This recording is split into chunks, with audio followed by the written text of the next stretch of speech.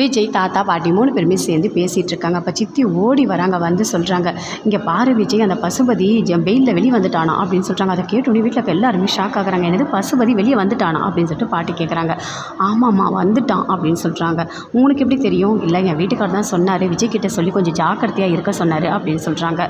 என்ன விஜய் இது, நீ ஜெயிலுக்கு போன, உன்னை எங்களால் எடுக்கவே முடியல, ஆனால் அந்த பசுபதி 2 நாள் கூட ஆகலை, அதுக்குள்ளே அவன் வெளியே வரான். பாத்தியா என்ன நடக்குதுன்னு? ஒன்று மட்டும் நான் சொல்கிறேன், நீ புரிஞ்சுக்கோ விஜய், அந்த பசுபதிக்கு நீ எதிரியே இல்லை, அந்த காவேரி தான் எதிரி. அவளால் தான் உன்னை போட்டு இவ்வளோ டார்ச்சர் பண்ணிகிட்ருக்கான், அதுவும் கொலைப்படியெல்லாம் போட்டிருக்கான்.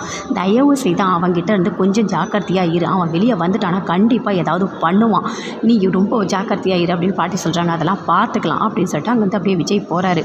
இங்கே பாருங்கப்பா, நீங்கள் தான் பார்த்துக்கணும் விஜய், இனிமேல் விஜய்க்கு எந்த பிரச்சனையும் வரக்கூடாது, அவன் எது வேணால் பண்ணுவான் அப்படின்னு சொல்லிட்டு அவங்க சித்தி சொல்கிறாங்க. சரிம்மா பார்த்துக்கலாமா, நீ கவலைப்படாத அப்படின்னு சொல்லிட்டு தாத்தா சொல்கிறாரு.